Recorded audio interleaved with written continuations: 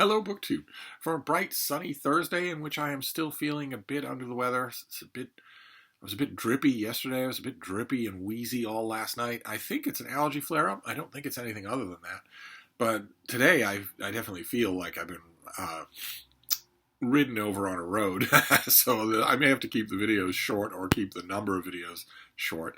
But I thought we'd go through a couple of mail packages. I've been opening packages off camera like it was going out of style, and that's not good. We're supposed to be opening mail together. So let's do just a quick video. Today's videos will be quick, where we open just a couple of packages and see what we have here. So the first one is a January advance copy, so I don't need to think about it, because I'm not going to be thinking about January books in this year, but we can at least look at it. You can get it on your list, maybe get it bought by your library. This is by, okay, no author on the title. The title is called "Who Owns This Sentence?" and it's a history of copyrights and copywrongs. I wonder if the pub sheet will tell me who wrote the book. Copyright has been a labyrinthine construction of laws with colorful and often baffling rationales covering almost all products of human creativity. There we go. David Bellows and Alexandre Montague. Those are the authors of this book. David Bellows and Alexandre Montague. And here they offer a fascinating history of an idea that now controls and monetizes almost everything we do. You're in the weeds of what is and is not considered copyright on BookTube, among other things, on YouTube certainly. Copyright has its roots in 18th century London, where it was first established to limit printers' control of books. Indeed. Was it indeed? 18th century London. Okay, you don't want to mention 18th century Boston and one particular man in 18th century Boston. You don't want to do that. But a handful of little-noticed changes in the late 20th century brought about a new enclosure of the cultural commons, concentrating ownership of immaterial goods in very few hands. Copyright's metastasis can't be understood without knowing its backstory, a long tangle of high ideas, low greed, opportunism, and word mangling that allowed poems and novels, and now even ringtones and databases, to be treated as if they were no different from farms and houses. This is well done. This pub sheet is well done. Principled arguments against copyright arose from the start and nearly abolished it in the 19th century. Nonetheless, countless revisions have made copyright ever stronger.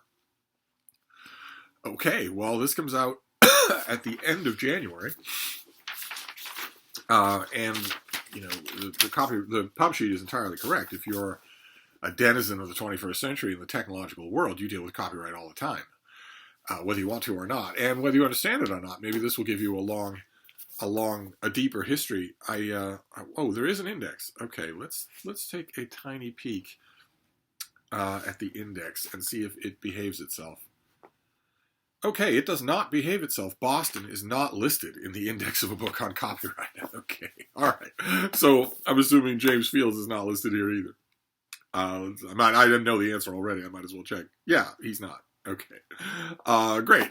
All right, fine. Well, it'll be a history of copyright. Oh, there's a baby bean. Oh, how's the baby? Huh? How's my little baby girl? Huh? What's she doing? Just want to get on camera? Is that it? We had a lovely afternoon walk, despite me feeling gross and achy and drippy. We still had a lovely afternoon walk. We encountered a big, shovel-headed boy, just a wonderful dog. You could tell right away. You could tell from a distance that he was wonderful. He was extremely timid, and Frida doesn't help with that because she radiates alpha dog. She radiates don't approach me without permission, don't come too fast, I don't like you anyway. She also tends for other dogs to radiate aggression, even though she's not aggressive at all. She would never bite another dog, even if they bit her. But he did creep closer and closer. His walkers clearly are accustomed to him being judged by his appearance. So they want him to meet as many dogs as possible, and I agree with that completely. I sympathize with them immensely. I thought, actually, coming into this stage of my life of dog ownership, I kind of thought that my dogs right now would be 2 or 3 destined for death pit bulls from the pound. I don't have any control over these things, but I thought if this one time I do have control, that's what I'll do. So he approached closer and closer to Frida, and of course she was stiff and completely motionless. And I was telling her the whole time I was talking to her, saying, baby, this is why you don't have any dog friends. You could lighten up. And they got closer, and she sniffed him, and he sniffed her, and they were exchanging tons of information. And then he thought, okay, my initial impression was wrong. This dog is not unfriendly. And if you are a big, happy, friendly pit bull, your tiny little brain is going to interpret that as, if you're not unfriendly, then you must be friendly. That's actually not true. I always want to tell these boys, there's actually a middle alternative, but they're never going to get it. They're never going to understand it. That's what makes them such wonderful dogs. And he started bouncing. The Bean does not like bouncing. She likes it when she bounces, but she doesn't like it when dogs bounce.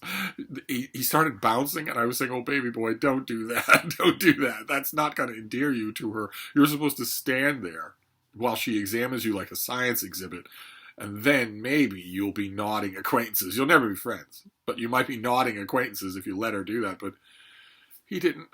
He didn't. I had to swoop down and sort of, I always stop things from Frida from getting extra vocal by just swooping down and letting the other dog know that I'm the one that they want face smooches from. They're not going to get anything from her. But if you want to wedge your face against mine, or he's a body leaner, so if you want to lean your body against mine, absolutely do that. Just don't.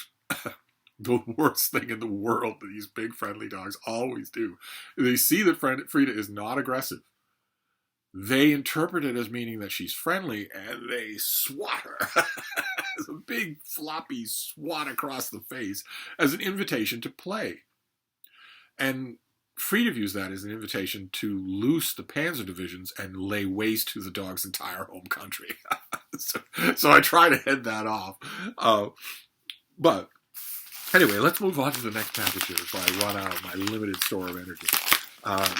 We don't have any boxes, but this next package is fairly big. It could be a finished copy.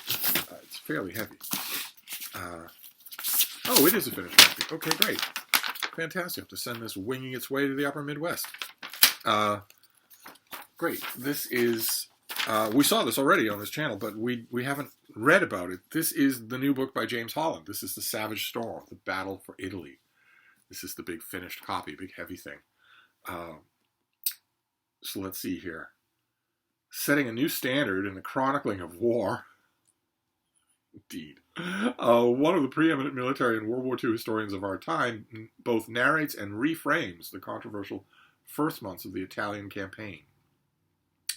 Following victory in Sicily, while the Central Command planned the spring of 1944 invasion of France, Allied troops crossed into southern Italy in September of 1943, expecting to liberate Rome by Christmas. Italy quickly surrendered, but German divisions fiercely resisted, and the hoped-for quick victory descended into one of the most challenging and protracted battles of the entire war. I've only read, I think, 2 books about the Italian campaign, so this will be the third. And this comes out on December 12th. What a horrible window for a book. Oh, that is too bad. December 12th. That means if you are buying gifts for dad or granddad or, World War II obsessed uncle or something like that, you're almost certainly going to have your gift buying done already. By the 12th, you're going to be on a plane somewhere or getting ready to go on a plane somewhere. You're not going to still be shopping in bookstores for a random good catch. And that's the bulk of sales for something like this, I would think, is that it has to do well at the holidays. So December 12th, that's no man's land for the release of a big, serious book. But you know it's out now. You know it's coming. It's coming out in mid-December, so you could pre-order it. If you have a gift-giving recipient for whom this is a perfect thing, you're not going to get another book like this in December, I don't think. So there you go. Those are our 2 books, both nonfiction. The Savage Storm. Neither savage nor storm should ever be allowed in the title of a book on any war or any battle. But nevertheless, and also Who Owns This Sentence, a new book about copyright and copy wrongs. Pretty interesting stuff. But that's about it for me and my white blood cells. So I'm gonna toodle off. But I'll be back. Thank you, BookTube.